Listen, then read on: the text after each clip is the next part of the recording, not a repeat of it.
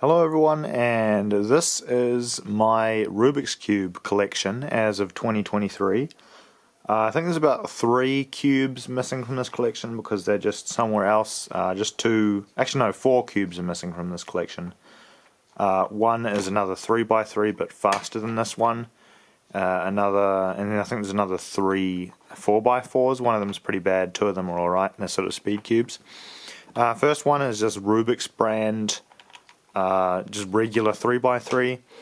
It's pretty bad to turn. Like, it's not terrible. I've had worse cubes, but overall it's pretty clunky and it doesn't turn super well. It sort of jams quite a lot. So not the best cube. I think the Rubiks brand is probably one of the worst brands in terms of Rubik's cubes, even though they're meant to be like the fanciest. They have like the nicest plastic sometimes, like really hard plastic, and good color stamp pieces, whatever you call them, on the outsides, but they're pretty horrible to turn. Next is my 4x4 Rubiks brand, as you can see, again, cube. This one is also horrible to turn, but it's not terrible. Like, you can turn it. It does jam quite a bit though sometimes, just due to it being pretty square. Like, none of the corners are rounded or anything, so when you're trying to turn it, it sometimes jams quite a lot. Not the best cube. Definitely, this one was, I think, about $40. I bought another one for about $11, and it was better quality. It was a Chinese knockoff, and it was better, and it was like a fourth of the price. Next, we have this Rubiks right here. Rubiks. This one's pretty good. It's not like a crazy speed cube, and it's not magnetic or anything. It's just a regular sort of Rubiks, I guess you'd call it. It's alright. I don't know if these colours are right or not. We've got black and I suppose black. Black's the only odd colour out there. Next we have my 6x6. I used to have a 5x5, but some crazy person picked it up and smashed it on the concrete because they couldn't figure out how to solve it and it was frustrating them, so I don't have that one anymore.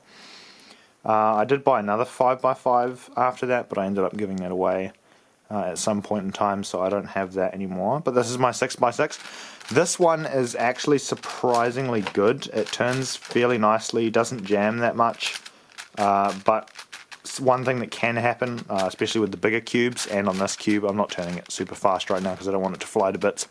It's not, the best cube in the world, but it is a pretty good cube, and it turns quite nicely. You just don't want to turn it up and then try and turn it sideways because pieces will pop out and go everywhere, and it's a nightmare to put them back together. Next is my I guess it's standard 7x7. This one turns pretty smooth, but it is pretty clunky, so turning it fast isn't super easy for me. I'm not, a professional at Rubik's cubing, so I can, turn it relatively fast. But it's not a pain to turn. It turns very smoothly, as you can see. It's like a really, really smooth turning, and that goes for pretty much all of the layers. Yeah, I think all of the layers. There's nothing really wrong with this cube. Excellent turning, all angles. 10 out of 10 would recommend.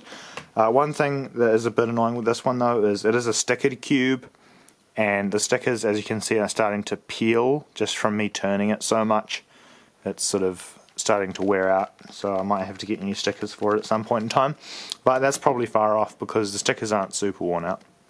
And lastly, in this collection as of 2023 is my 10x10. This guy is a nightmare to solve. Not in that it's super difficult to solve, but in that it just takes ages to solve. Like, probably it would take me over an hour to solve this. But it turns incredibly well. Like, not gonna lie, it's got amazing turning. It just spins like anything. This is a stickerless cube, so it's just got the coloured pieces. No real problems there. I'm just trying to not accidentally mess this up because I don't really want to go around and solve it, even if it's just 3x3.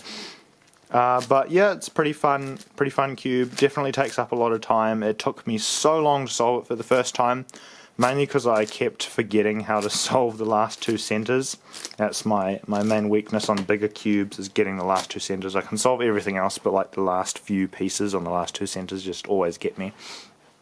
Hopefully I'll get better at that sometime soon. Anyway, that is the entirety of my collection. No, well, not the entirety, but most of them. I don't really own any other cubes that are that much different, other than a couple of 4x4s and a 3x3 that turn a little bit faster. Thanks for watching. Not the most impressive collection. I must admit I have seen far more impressive collections of people out there on YouTube who have like a crazy number, like 250 or more cubes. But I'm not super into it, so I don't have that many. I used to have a 2x2 and I forget what you call it, like a butterfly cube with the weird turning stuff. I also used to have a couple of mirror cubes and a couple of other quirky ones, but I sold them or got rid of them. I also had a Mega Mix at one point in time. Used to be able to solve that, but I think I sold that ages ago. Just sort of grew out of it, I guess. Yeah, thanks for watching and have an excellent day or night. Goodbye.